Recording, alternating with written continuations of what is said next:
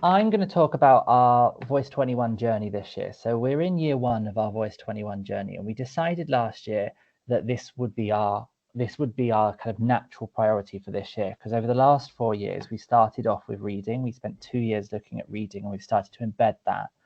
Last year we looked at how we would improve our writing, so this was kind of the natural progression step for us. So we've seen the quote already today from Professor Frank Hartman, and this was kind of the rationale behind this. We thought about, what do we want to achieve? Why is it so important for us? And a lot of the research talks about how oracy is vital to improving the standards and the outcomes for learners, especially learners who are disadvantaged. If we think about the national mission of high aspirations and high outcomes for everyone, that was really important for us. Because of our context, this one here is really important for me. It kind of really stood out for me. In areas of deprivation, 50% of children start school with below average language skills. And that was so important for me, thinking about, in the context of my school, I need to ensure that I am explicitly providing learners the skills they're going to need to be successful in the future. So that was kind of one of the rationales for us and we thought, what strategy, how are we going to approach this? And we looked a lot around Voice 21 before, and I went to the conference in March to kind of get some feeling about how it worked, how it supported different schools in different contexts. And we decided that we were going to become a Voice 21 school for the support and for kind of the guidance on how we could improve the standards of oracy. So there's lots of different reasons why oracy improve. Let me just hide this so I can see. There we go.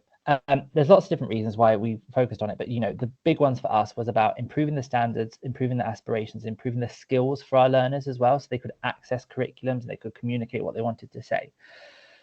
So at the beginning, at the end of last year, I came off timetable for a day, and I sat down and I thought about, what did I want to achieve in this first year? What was the aim of this first year? And this is how I communicated it to my to the staff in the school. I'll show you my plan in a moment, which is much more detailed, but I wanted to distill it down to something so that all staff who were taking part in our professional learning and working towards this understood where we wanted to go, because we took the approach with our Voice 21 journey of it being whole school. And I know lots of different schools take it in different ways. I know, for example, some schools, when they start with Voice 21, they'll pick a year group. So they might only work with year 7, or they might only work within one department. So they might start with the English department and strengthen the skills base there and then go out to the wider school. But we thought, this is from the experience we've had with launching things like our writing strategies and our reading strategies. We've got a staff who are really on board with these ideas, because we start off with we call it kind of winning the hearts and minds of everyone, of trying to explain the rationale behind it, the reason behind it, and what they will see if they improve the outcomes from it. So when we did the planning, I set it out, and this was going to be the end of year 1. We wanted to achieve high expectations of oracy around the school. We wanted to have high expectations of oracy in the classroom. So it wasn't just about a classroom-based focus for oracy. It was about a culture change about how we saw oracy. We wanted to have some lessons. We have literacy lessons, 1 hour a fortnight for some of our year 7, 8, and 9 learners. We wanted to focus on the speaking and listening skill there. And we wanted to have oracy interventions as well. And that's not something we've got to this year because of staffing pressures and time. But by the end of the year, these are the number one here in these 2 comments refer to the oracy benchmarks from Voice 21. So we wanted to reach oracy benchmark number 1, which is set high expectations for oracy across our school, but also have an ambitious vision for oracy. So this is how I kind of shared it with the team. But for me, this was my plan. So I treated it in a way where, like, what do I want to achieve by the end of the year? That is what I wanted to achieve by the end of the year. High expectations for oracy strategies being used in every subject area, and us having a vision for our oracy that informed what we did. So I broke it down into the different target things about what I wanted to achieve and how I would use my professional learning time to achieve that. So I was lucky that, I pushed for it and got it. Professional learning time across the school, I was given 8 hours of professional learning throughout the school year. So it wasn't just one inset day where I did a whole day on Voice 21. I wanted it so it would be broken down throughout the year, so I could kind of drip feed one thing in at the start, give it time to embed, come back to it in the next professional learning session, give it time to embed, review the progress, and then respond to what people were saying. So at the beginning of the year, I planned out what I wanted to do for my professional learning. We started off with what is oracy, because I think it was really important to clarify any misconceptions and develop a very clear understanding of what oracy was for all subject teachers and all staff in the school. So our professional learning on oracy has involved teaching staff, learning support staff, behaviour staff, wellbeing support staff. We've had everyone involved because we've been trying to create this culture of oracy, not just being something in the classroom, but it being something that happens around the school. So our first professional learning event was about establishing our oracy guidelines and collaborating to establish what did we want our vision for the school to be. Because if I wanted that buy-in from staff, I wanted them to be part of establishing what we wanted to be. Where do they use it already? What is oracy? How can they be part of that? We then went on to, as we move through the year, our second professional learning event was about the actual strategies, the different Voice 21 strategies. And there's so many Voice 21 strategies that are really, really useful, but I distilled it down to 4 that I wanted to be the key priority of the school, 4 that I could get them to practice in professional learning. And I think it's really important, we talked earlier on about professional learning being interactive. I got staff to have a go at using all of these. They felt comfortable, they could see how it was structured, because oracy doesn't just happen, it has to be structured. And I introduced them to the oracy framework as well. Then we had time, the third professional learning that we looked at, it was time for them to actually embed some of the strategies. They had time to, instead of us all being together in a hall and working on it, they were separated out into learning teams. And I paired them up with some of our stronger faculties, working with our faculties who had areas to develop. So for example, humanities, who were already quite strong with their use of oracy skills, and I'd already coached some of the our leader of learning and some of the staff with how to use them. I paired those with our science team so they could support each other in planning for those oracy opportunities. But also we had a look at how do we use that oracy for our support staff as well. So when our teaching staff were working on how they embed those oracy strategies, those Voice 21 strategies in their lessons, our non-teaching staff were trying to look at how does it link to relationship building, using language to build relationships. So they were looking at how can we use oracy, how can we support the conversations that are happening in terms of things like restorative discussions that are happening, or with use with kind of the language around pace. And they were looking at designing resources that could be used to support, in line with those Voice 21 principles, how could they support those conversations happening. So the first thing we did, I can pass. This is what I shared with everyone from Voice 21 in our first PL event, which was this concept of moving everyone's idea away from oracy being used as something to make the learning happen, so learning through talk. I wanted them to understand that actually with oracy is about, we all have a responsibility of teaching children how to talk as well, because we've already discussed about, there being I don't like using the word deficit because it implies they don't have it, but there being a gap in the vocabulary that learners have, or the way they can structure conversations, or being able to disagree with someone, but in a context where it doesn't become argumentative. So these were the benchmarks, and I can share them, but I shared this with staff, and I said that by the end of the year, we wanted to get to these 2 benchmarks. We wanted to ensure we set high expectations for oracy, and we had that ambitious vision for oracy. So the first thing we did is to start to establish our school culture. From that first professional learning, we came up with our oracy guidelines for the school. So they're in 2 ways, and the way I've approached this is I've kind of color coded everything, so it's very obvious for people. If it's blue, it's about how we use oracy in the classroom. If it's red, it's about how we use oracy around the school, because it's about understanding oracy for purpose as well as the oracy skill. So we had the 5 ideas of when we discuss things, when we talk to each other, we have these things. And obviously in the lesson, we wouldn't focus on all 5 of the guidelines when we do one thing, but we may focus, for example, on today's lesson. If we're using oracy in the classroom, we might focus on the idea of inviting someone to contribute by asking a discussion.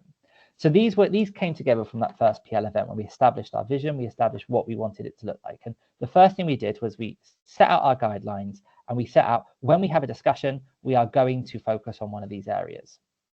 And I linked it back to the oracy framework from Voice 21.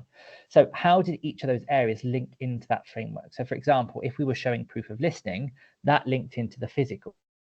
So we could say we show proof of listening by giving eye contact to the person who we're talking to, or we invite someone to contribute by asking a question, or we if we're going to clarify, challenge, or summarize, we do that by using a clarifying question, or we use a summarizing sentence stem. So we started to build it into how does the framework support those guidelines that we came up with. And this is the first thing we did. I gave them some sentence stems to start with. So it's a bank of resources that they could use straight away, because I wanted it to be in the lessons, but I know the confidence of staff wasn't there.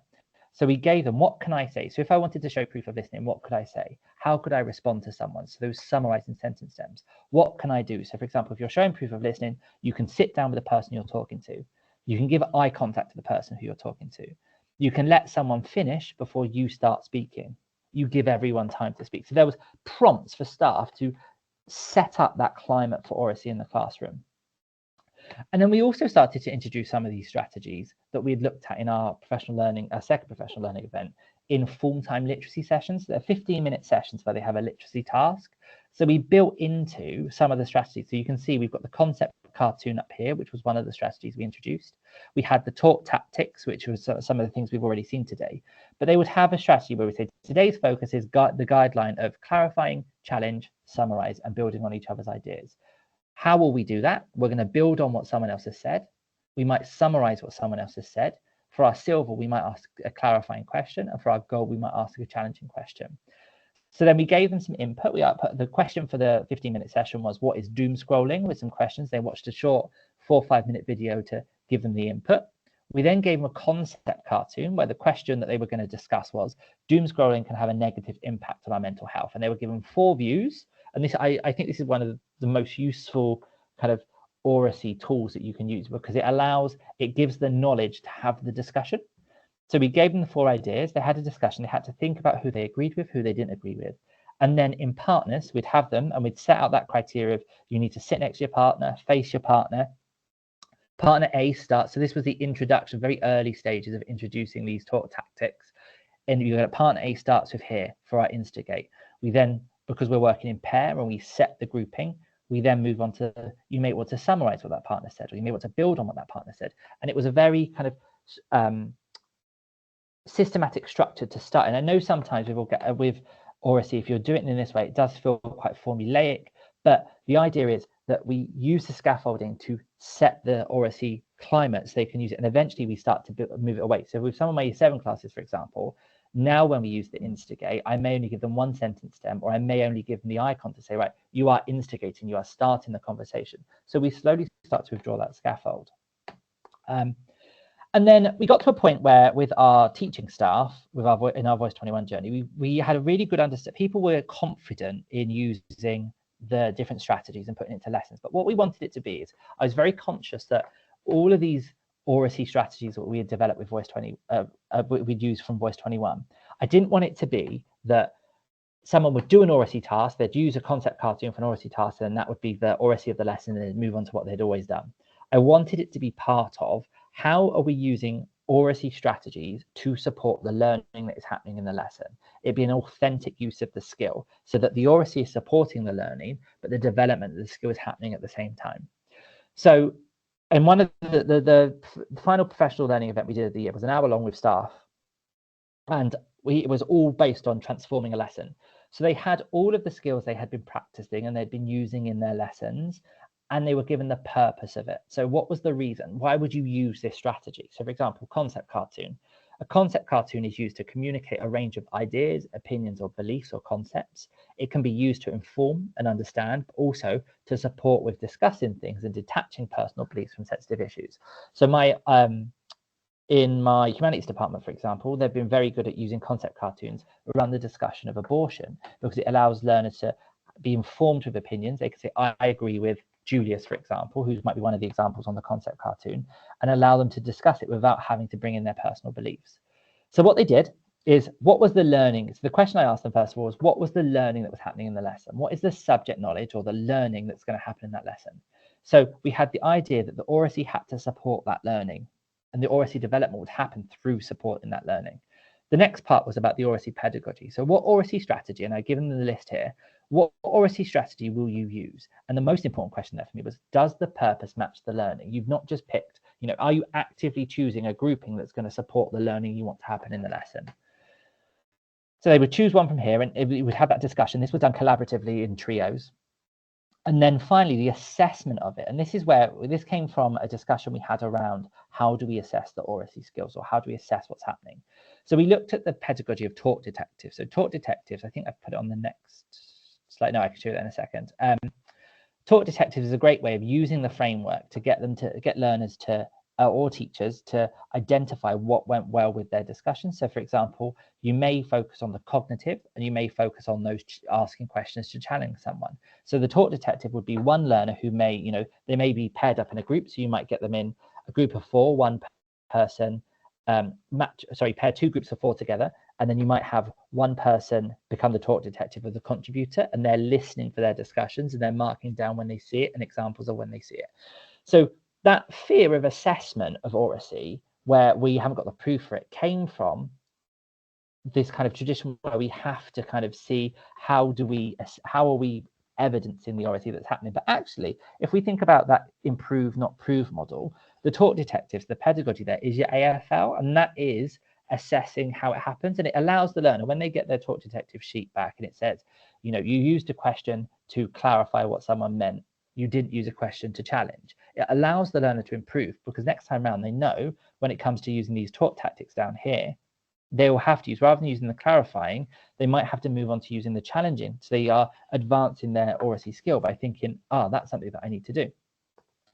So I'm going to show you very quickly what this looked like, and I'm hoping that this comes up on my screen.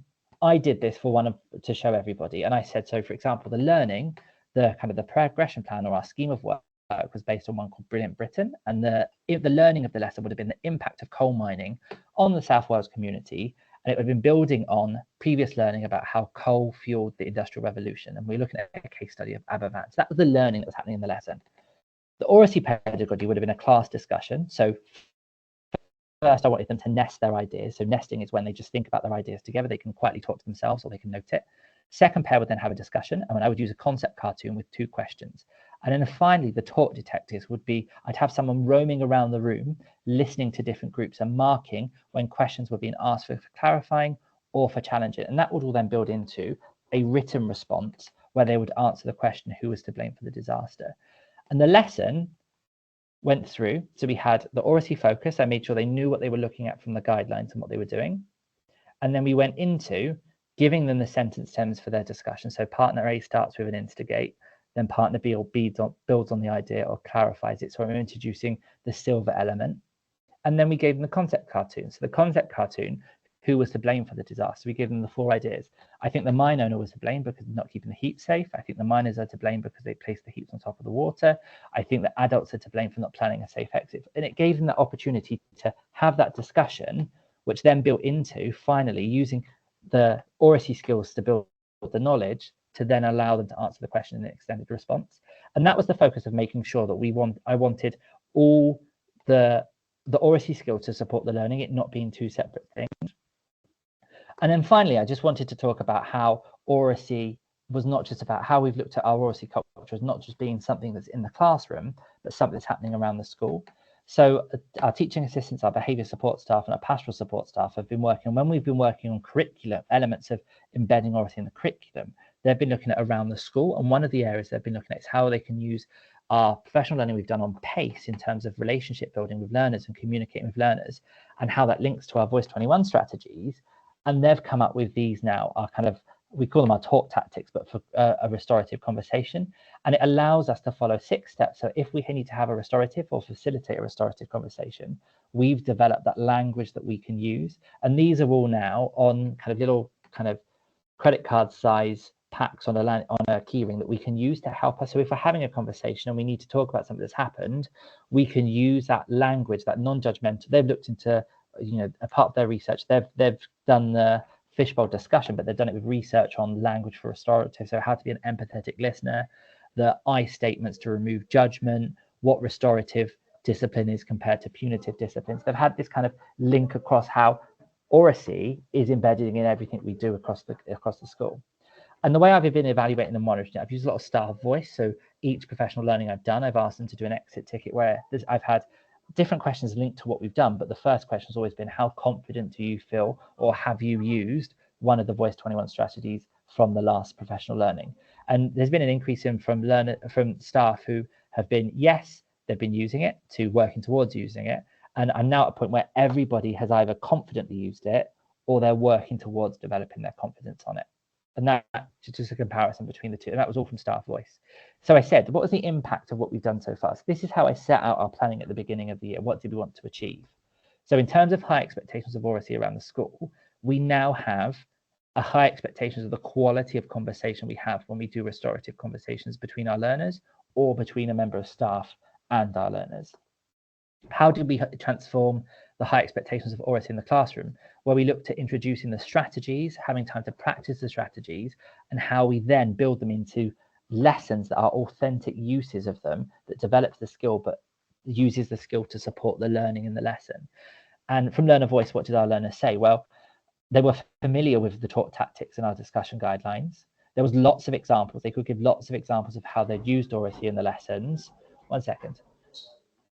Sorry, I'm using a classroom where there's normally a lesson in that there isn't today. How they use oracy in lessons and how it's helped the learning. They had their own oracy skills. There was excellent demonstration of oracy, and they could talk about the cognitive strands. They were familiar with that.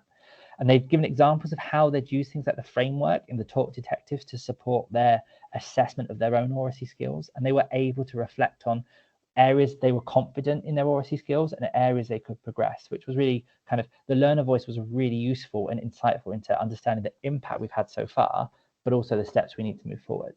We had our skills builder lessons, which we've put into place, which use the guidelines, but also build on specific elements of it. So for example, step 6 was I can speak effectively by using appropriate tone, expression, and gesture. So we've had explicit lessons where we focused on elements of good oracy. And the oracy interventions, we're just not there yet. We haven't got there yet because we just, we haven't had the time that we've had. We're currently recruiting a new literacy intervention TA as well, so we've not had the staffing for that.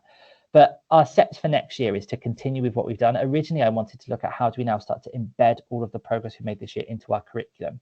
But actually, having had the day with Voice 21 consultant and gone through this, it's been really useful to discuss it, to think actually, if we continue on the path we're going about looking at how we transform lessons, how we look at individual elements of getting the strategies into the lessons we teach to support it in an authentic, to support the learning in an authentic way, we are going to get to a point where that embedding in the curriculum becomes an organic process.